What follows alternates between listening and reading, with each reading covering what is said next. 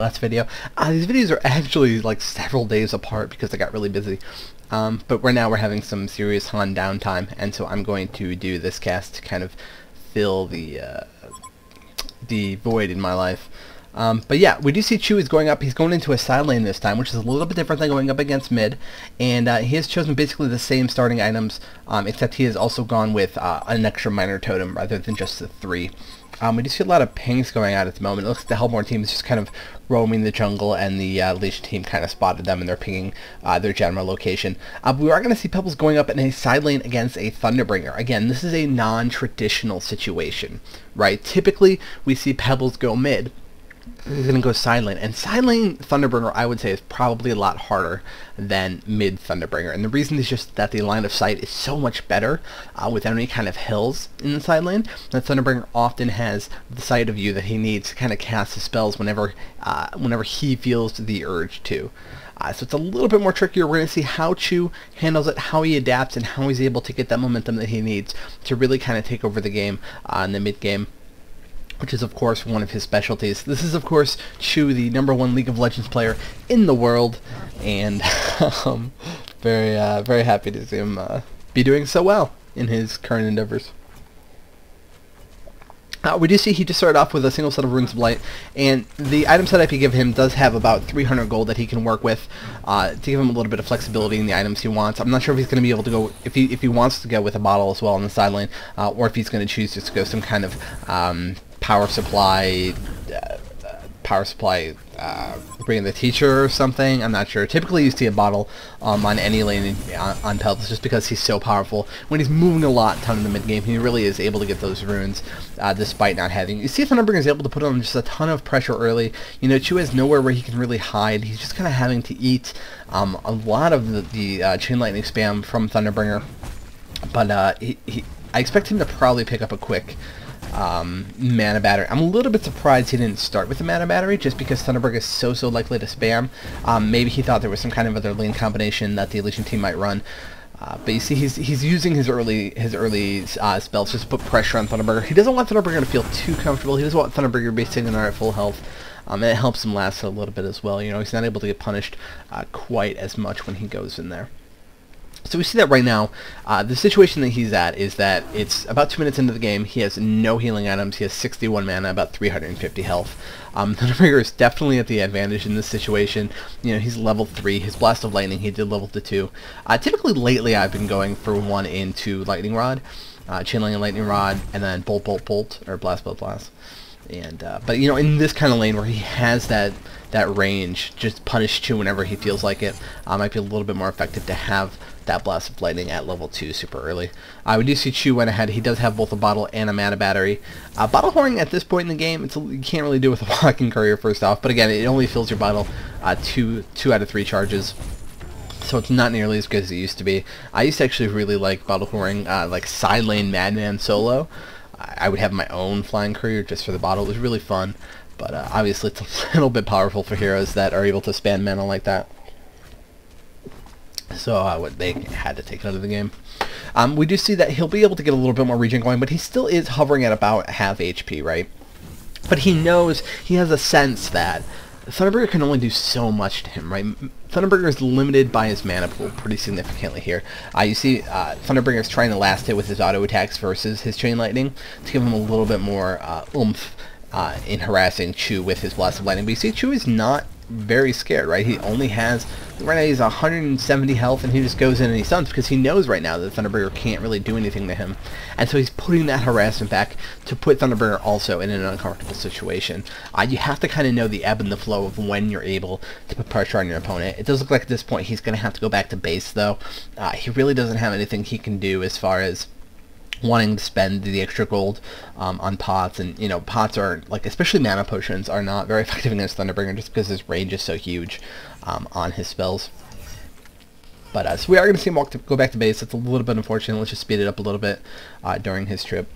So you're seeing it is a pretty rough lane, especially for Pebbles. You know, this Thunderbringer is just able to so effectively harass him. He does choose just to TP right back into the lane.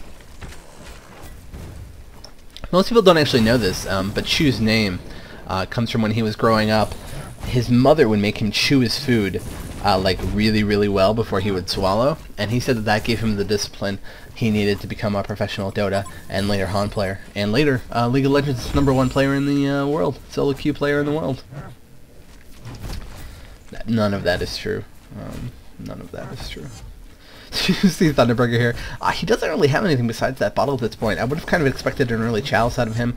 He does have about 550 gold. I wouldn't be too surprised if we saw him pick up a Chalice. He'd be able to harass Pebbles just so much with that Chalice once he hits 625 gold, I think it is.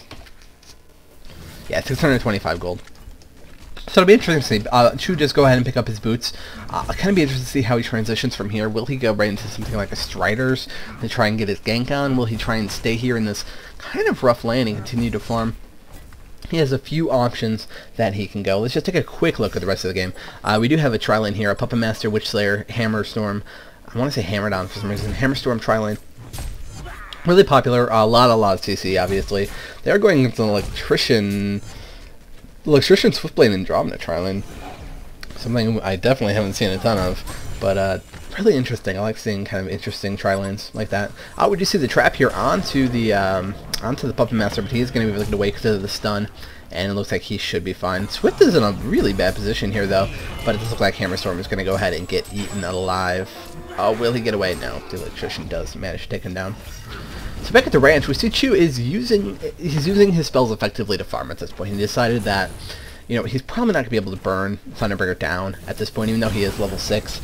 He's probably kind of going to need level 8 before he's able to really kill this Thunderbringer. He is going to go ahead and go around. He is seen by this Thunderbringer, and so he's in a little bit of a bad spot at this point. The creep does see him as well, and I'm not sure if he's going to be able to get this kill on the Thunderbringer. It should be pretty close here.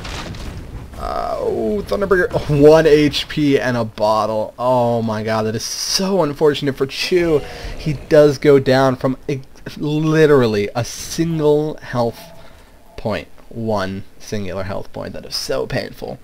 So, you know, he really kind of needed that in order to get the momentum back in the lane. You know, you look at it like suddenly he's a little bit more behind than he was, because the difference between being killed and getting a free kill is quite significant, and that's a big part of Pebbles, is getting those early mid-game kills and really kind of going out of there from there.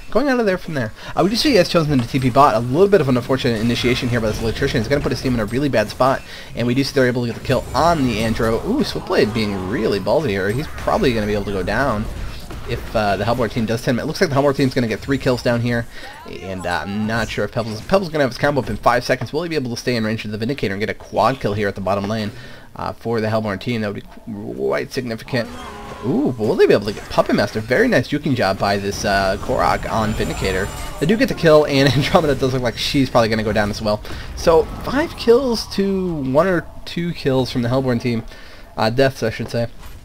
Really nice job. You see, Chu was able to get down here, and he was present at 4 kills all of a sudden, and that changes the game completely for him. You know, really knowing when to move around and when it's okay to just kind of go back to your lane. He didn't rush it. He didn't do it the first time he had to go back to base. He waited for a really good opportunity, and the Legion team was overplaying a little bit. You know, they want to have this really aggressive tri-lane with this Electrician Swiftblade. I imagine they want it to be quite aggressive, and so he's able to punish them for that. Of course, he is level 7. You know, going into this tri-lane where you have level 4s, gives you quite an advantage on Pebbles, because, you know, the more of a level advantage Pebbles has, the much quicker he's able to draw people. And you saw that he was able to clean up quite quickly, even only having to use like 1 spell at a time on people. Ooh, a complete whiff there from Chu. A little bit unfortunate, but we'll give him a pass. Ooh, it does look like he is in quite a bit of danger here. Goes ahead and puts the the Chuck onto Chipper there to get rid of it, and he does have the focus buffer as well. So we see the TB is just kind of staying up here. TB is level 8. That gives his nukes quite a bit of oomph. Especially, again, you know, we have the level 5, level 4 trial lane. If he's able to get there and effectively go on them, he can do a lot of damage. We do see Chu is coming up here for him, though. He's definitely going to be able to get killed by this combo if Chu is able to connect with the Sun and the toss. I don't see TB surviving here. And, oh, very close, but he is going to be able to get that last hit onto the Thunderbringer. So really nice job. Again, you know, Chu is kind of controlling the game at this point, if you see. He went to the bottom lane, he did a lot of damage, he went towards mid, he kind of got pushed out, he went towards top, and he got a kill. He's not trying to win a lane, he's kind of helping all of the other lanes win, and that's really what you need to do if you want to control the entire game.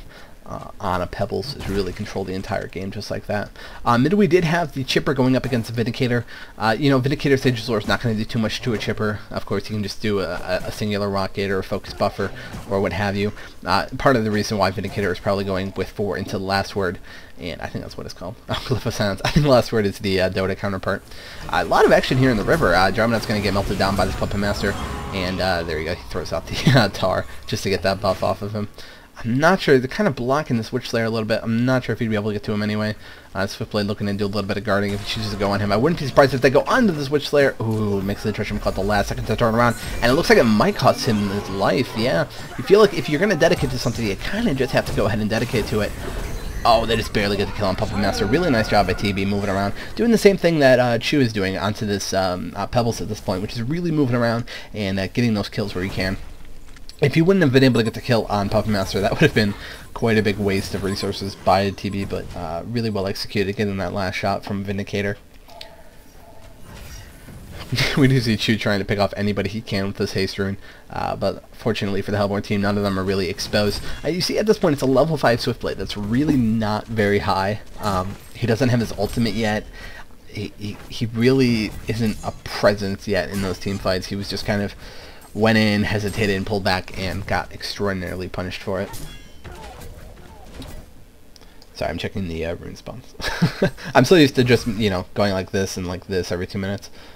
Water looks different. I don't know why the water looks like this.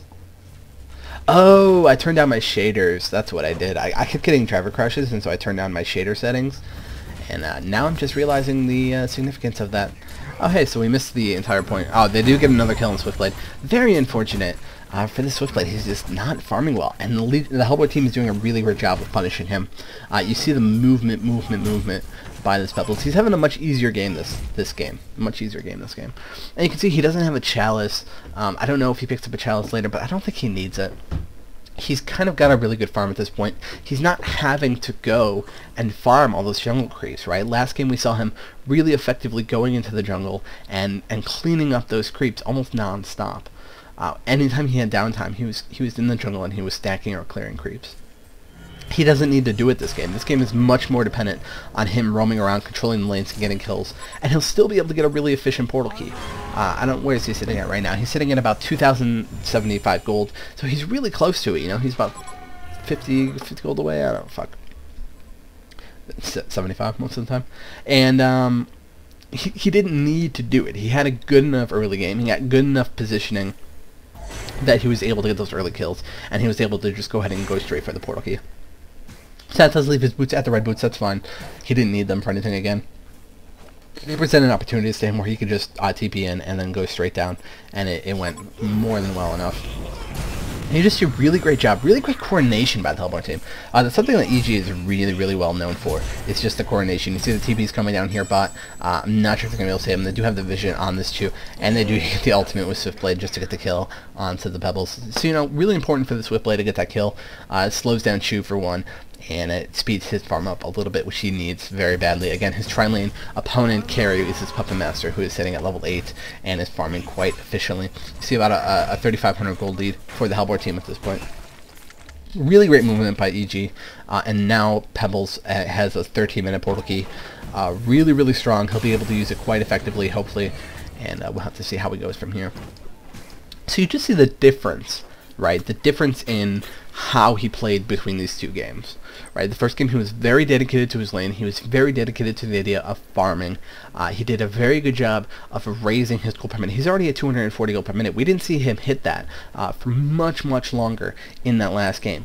So he's playing a hero that is now transitioning into a similar style of moving around a ton and getting easy kills like that on that Andromeda, but we're seeing it done in a much different way. So I'm going to slow this down a little bit. We see him coming back in here. You see, he gets the kill, and then he just backs out of the fight. He just backs out completely. waits for his spells to come back up, and then goes right back in. You know, it's this ebb and flow that a lot of heroes need to use, that a lot of people don't use to its full effect, you know? If you look at his mana right now,